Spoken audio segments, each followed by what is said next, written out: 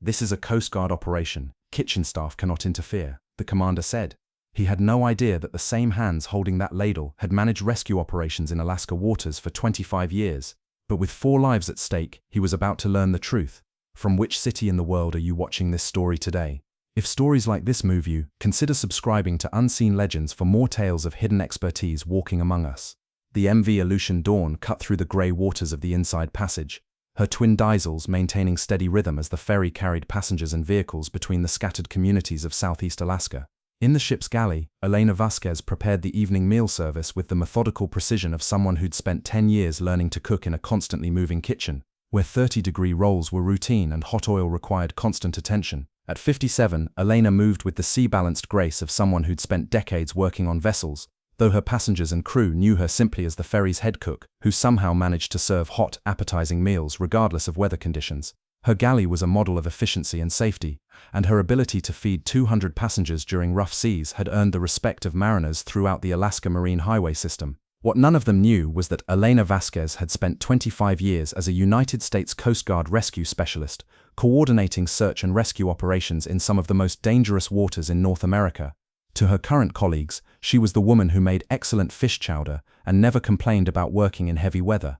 They had no idea she'd once held the rank of Senior Chief Petty Officer, or that she'd personally participated in over 400 maritime rescues during her Coast Guard career. At 4:30 p.m. on a grey October afternoon, Elena was preparing dinner preparations when she heard the announcement that would force her to choose between the quiet anonymity she'd built over 10 years and the responsibility that came with recognizing a crisis others might not fully understand. "Ladies and gentlemen, this is Captain Morrison," the ship's public address system crackled. "We've been asked to assist in a search and rescue operation for a missing fishing vessel. The Coast Guard is coordinating efforts to locate the fishing boat Northern Star, which failed to return to port as scheduled. We may experience delays as we support this operation." Elena paused in her prep work, her trained instincts immediately alert. Search and rescue operations in Alaska waters were never routine, especially during October when storms could develop rapidly and water temperatures made survival time extremely limited. Through the galley's porthole, she could see the weather conditions that would complicate any rescue effort.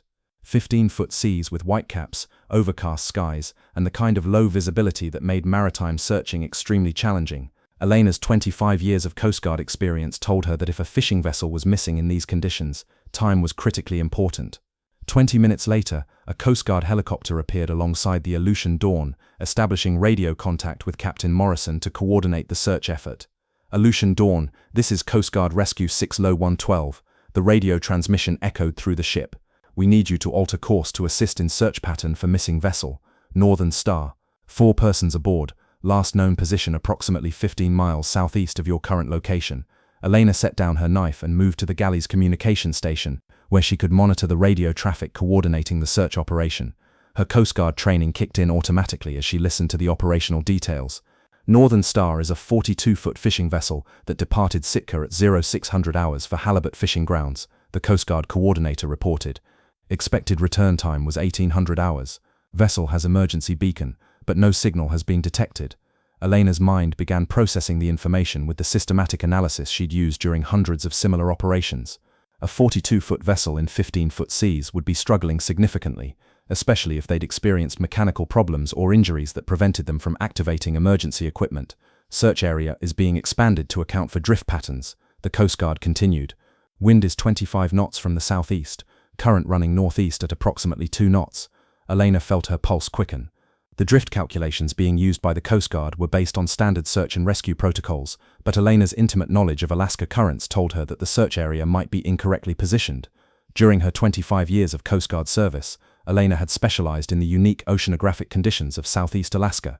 The complex interaction of tidal currents, wind patterns, and underwater topography created drift conditions that didn't follow standard calculation models. Elena made a decision that would reveal capabilities she'd successfully hidden for 10 years. She approached Captain Morrison's bridge, where the ship's officers were coordinating with Coast Guard operations. "Captain Morrison," Elena said quietly, "I have some information that might help with the search operation." Captain Morrison looked up from his charts with mild surprise. In 10 years of working together, Elena had never involved herself in navigation or operational matters beyond her galley responsibilities.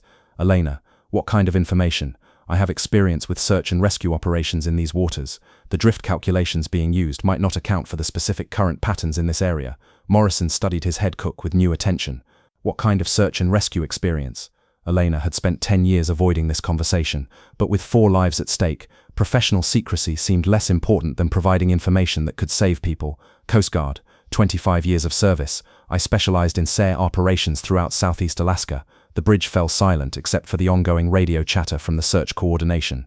Morrison was trying to process the information that his ferry's cook was actually a retired Coast Guard rescue specialist. Elena, are you saying you think the search area is wrong? I'm saying that the current patterns in this region are more complex than standard drift models account for. If Northern Star experienced problems near the reported position, they would have drifted in a direction that the current search pattern isn't covering. Morrison made a decision that would change the course of the rescue operation. What do you recommend? Elena moved to the chart table, her eyes scanning the nautical charts with the practiced expertise of someone who'd memorized every current, every hazard, and every navigational feature in Southeast Alaska waters. Based on the last known position and the time elapsed, combined with current and wind conditions, I believe Northern Star would have drifted approximately here. Elena pointed to an area several miles north of the current search zone. That's outside the Coast Guard's search pattern, Morrison observed, because their calculations are based on open ocean drift models, but this area has underwater topography that creates eddy currents and localized circulation patterns. A disabled vessel would be caught in those patterns and carried north-northeast rather than following the predicted drift track. Captain Morrison studied Elena's analysis and made a decision that demonstrated the respect he'd developed for her judgment during their 10 years of working together. Coast Guard Rescue 6000L1. This is Aleutian Dawn, Morrison transmitted.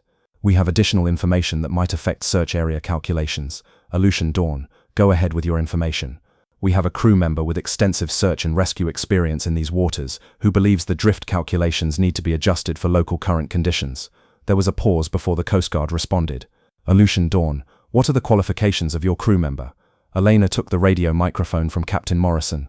When she spoke, her voice carried the authority and precision of someone who'd coordinated countless rescue operations. Coast Guard Rescue 6012. This is Senior Chief Petty Officer Elena Vasquez, retired, 25 years SR operations, Southeast Alaska region. I'm recommending search expansion to grid coordinates 57 true north, 13 foot true north, 35 true north, 35 true north file, based on local current analysis. The radio fell silent for several seconds. Elena's use of proper Coast Guard terminology and her specific coordinate recommendations carried the unmistakable authority of professional experience. Senior Chief Vasquez, can you provide detailed justification for your recommended search area? Elena's response demonstrated why Coast Guard SR specialists were considered among the most skilled maritime rescue professionals in the world. Rescue 6012.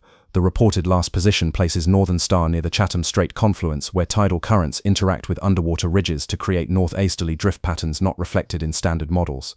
Combined with southeast winds and 6 hours of drift time, disabled vessel track would place them approximately 8 miles north-northeast of current search area. Senior Chief, that analysis is more detailed than our current oceanographic data. How certain are you of these current patterns? I've conducted SAR operations in this specific area for over 2 decades. Local current patterns are consistent and predictable for anyone familiar with the underwater topography. The Coast Guard coordinator's response revealed the respect that professional rescuers had for experienced colleagues, regardless of their current job assignments. Senior Chief Vasquez, we're redirecting search assets to your recommended coordinates. Aleutian Dawn, please proceed to support search in the adjusted area. Over the next 2 hours, Elena Vasquez demonstrated why her 25 years of Coast Guard experience had made her one of the most respected SAR specialists in Alaska. Her analysis of current patterns, weather effects, and vessel drift proved remarkably accurate. Aleutian Dawn, this is Coast Guard Rescue 60112. The radio crackled with excitement. We have visual contact with Northern Star at coordinates very close to Senior Chief Vasquez's predictions. 4 persons aboard, all appear to be in good condition.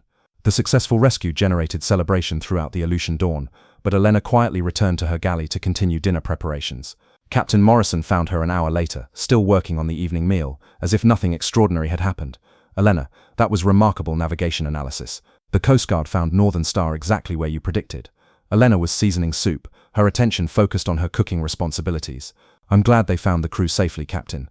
But I have to ask, if you have that level of maritime expertise, why are you working as a ferry cook? Elena stirred the soup while considering how to explain a decision that had shaped the last 10 years of her life. Captain, after 25 years of SARE operations, I'd seen enough maritime emergencies to last several lifetimes. I needed work that didn't involve life and death decisions about people in danger. Morrison was studying Elena with new understanding. But you clearly still have the expertise to save lives in emergency situations. Having the expertise and wanting to use it regularly are different things. I found peace in cooking for ferry passengers because it let me serve mariners without carrying the psychological weight of rescue operations. And today I made an exception because 4 people needed help and I had knowledge that could assist their rescue. But tomorrow, I'll go back to cooking meals and let active Coast Guard personnel handle the SAR operations. Over the following weeks, word of Elena's contribution to the Northern Star rescue spread throughout Alaska's maritime community. Several Coast Guard stations offered her consulting positions, and the Alaska Marine Highway System suggested she transfer to a navigation position. But Elena Vasquez continued her routine as head cook on the Aleutian Dawn, content to let others handle the recognition, while she maintained the quiet work that had given her peace for 10 years.